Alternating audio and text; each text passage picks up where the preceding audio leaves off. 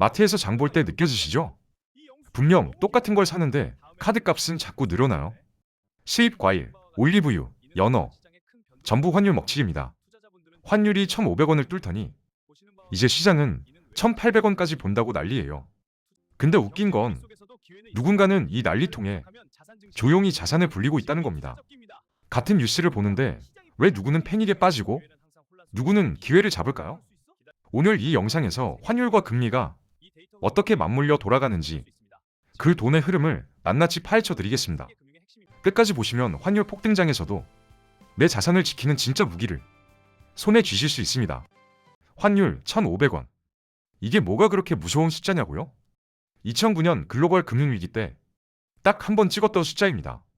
그때 이후로 17년 동안 한 번도 뚫리지 않았던 마지노선이에요. 그런데 지금 그 선이 뚫렸습니다.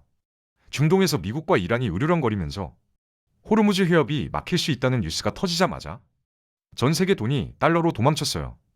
우리 원화는요? 그냥 맞고 쓰러졌죠. 에이, 환율이 좀 오르면 어때요? 해외여행 안 가면 되잖아요. 이렇게 생각하시는 분들, 냉정하게 말씀드릴게요. 환율은 여행 경비 문제가 아닙니다. 우리나라는 석유의 95%를 수입해요. 밀가루, 옥수수, 콩 같은 식량 원자재도 거의 다 수입이에요. 환율이 100원만 올라도 수입 물가가 들썩이고 그게 마트 진열대 가격표로 튀어나옵니다. 실제로 수입 물가 지수는 벌써 5개월 연속 오르고 있어요. 내 월급은 그대로인데 장바구니 물가가 미친 듯이 뛰는 이유가 바로 여기 있습니다. 외국인 투자자들은 이미 발빠르게 움직였어요. 최근 단기간에 1조 8천억 원어를 팔아치우고 한국 시장을 빠져나갔습니다. 돈이 썰물처럼 빠지니 원화 가치는 더 떨어지고 환율은 더 오르는 악순환이죠.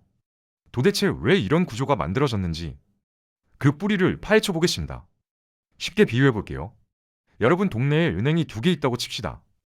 A은행은 예금 이자를 1년에 2.5% 주고 B은행은 4.5%를 줍니다. 어디에 돈을 맡기시겠어요? 당연히 B은행이죠. 지금 미국이 B은행이에요. 한국은 기준금리가 2.5%인데 미국은 4%대를 유지하고 있거든요. 전 세계 큰손들이 어차피 돈 맡길 거 이자 더 주는데 맡기자며 달러를 쓸어 담고 있는 겁니다. 그래도 외국인들이 한국 주식 많이 샀잖아요.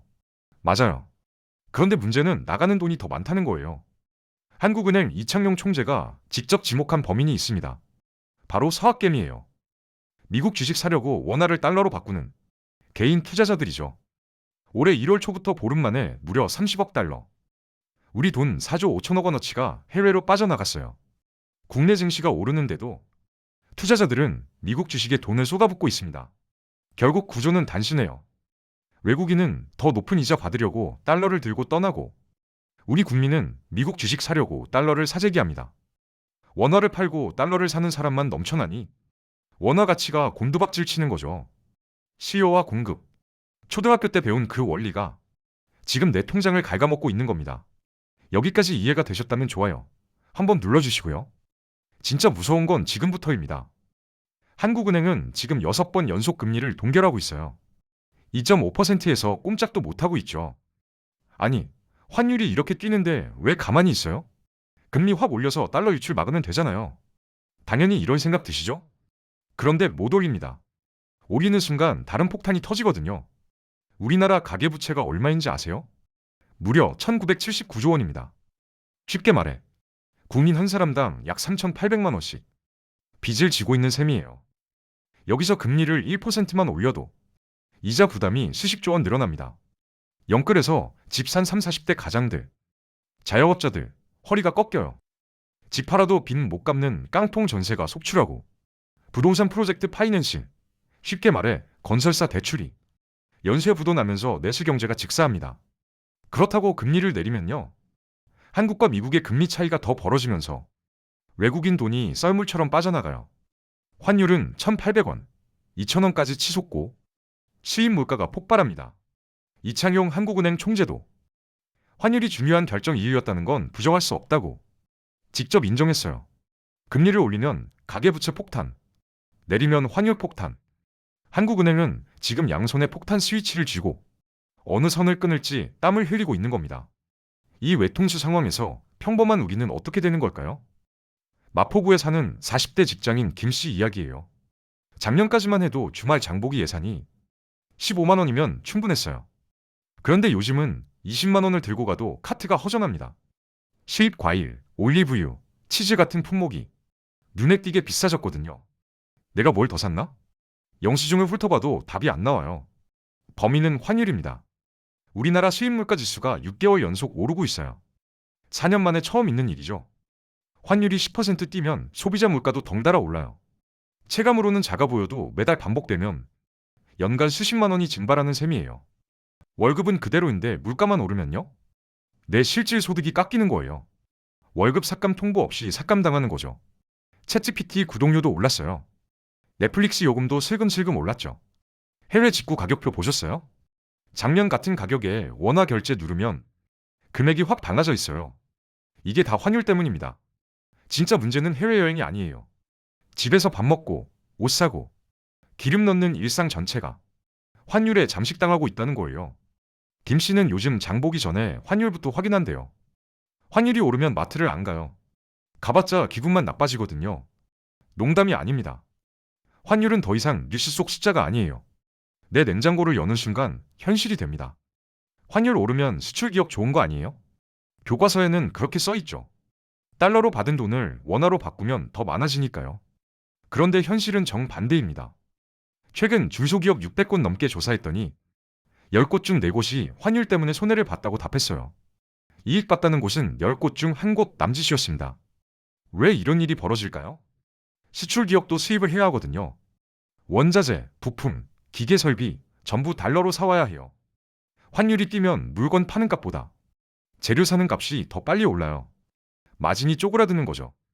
게다가 절반이 넘는 기업들이 원가가 올라도 판매가에 반영 못한다고 했어요. 글로벌 경쟁이 치열하니까요. 값 올리면 주문이 끊기거든요. 대구에 있는 섬유업체 사장님 이야기예요. 환율 1,350원이면 버텨요. 1,500원이면요? 월급 밀리고 야근 수당 끊고 그래도 안 되면 사람 내보내는 거죠. 실제로 대구 기업 3곳 중 2곳이 영업이익이 줄었고 3곳 중 1곳은 대응 자체를 못하고 있다고 손을 들었습니다. 기업들이 희망하는 적정 환율은 1,360원 수준이에요. 지금 현실은 1,500원. 그 격차 약 140원. 숫자로는 작아 보여도요. 그만큼 누군가의 월급이, 일자리가 사라지고 있어요. 교과서의 공식은 현실에서 작동하지 않습니다. 환율이 1,500원을 찍자 사람들이 움직이기 시작했어요. 더 오르기 전에 달러 사놔야지. 실제로 작년 말 시중은행 달러 예금이 폭발적으로 늘었습니다. 기업들도 더 비싸지기 전에 쟁여두자며 달러 사재기에 나섰죠. 그런데 시장은 냉혹했습니다. 환율이 고점 찍고 1,420원대까지 떨어지자 고점에 달러 산 사람들은 순식간에 손실을 봤어요. 환율 더 오른다며요?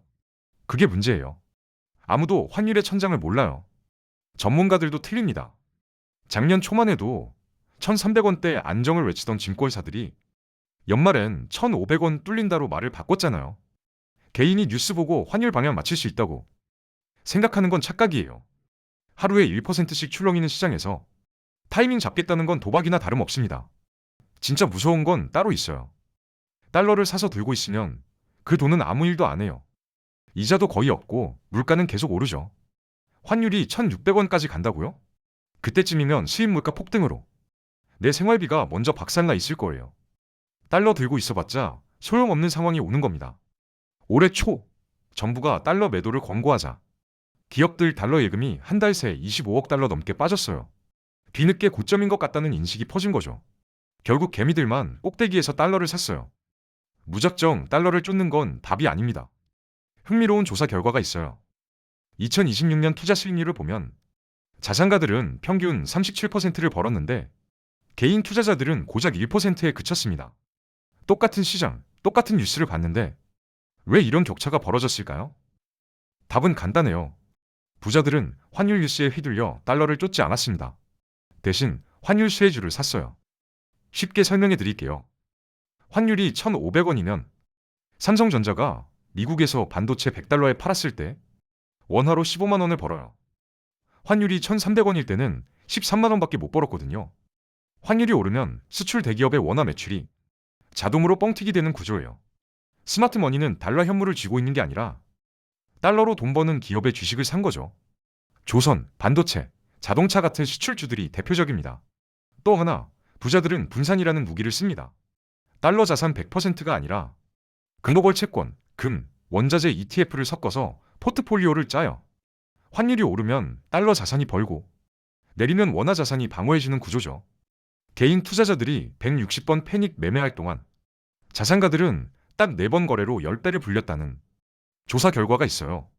시장을 예측하려 들지 않고 어떤 상황에서도 버틸 수 있는 구조를 만든 겁니다. 우리도 이 원리를 배워야 해요. 지금까지 환율이 왜 뛰는지, 금리와 어떻게 엮여 돌아가는지 뼈대를 훑었습니다. 이제 실전이에요. 내일 당장 써먹을 행동 지침 정리해드릴게요. 첫째, 내 대출 금리 구조부터 뜯어보세요. 변동금리 대출 끌어안고 있다면 지금이 고정금리 갈아타기를 검토할 타이밍입니다. 주거래 은행 앱에서 대환대출 메뉴 눌러보세요. 금리 0.5%만 낮춰도 연 이자 수십만 원 아낍니다. 둘째, 환전 수수료 90% 우대 앱 미리 깔아두세요. 토스, 카카오페이, 트래블 월렛 같은 앱들이 환전 우대 이벤트를 수시로 터뜨려요.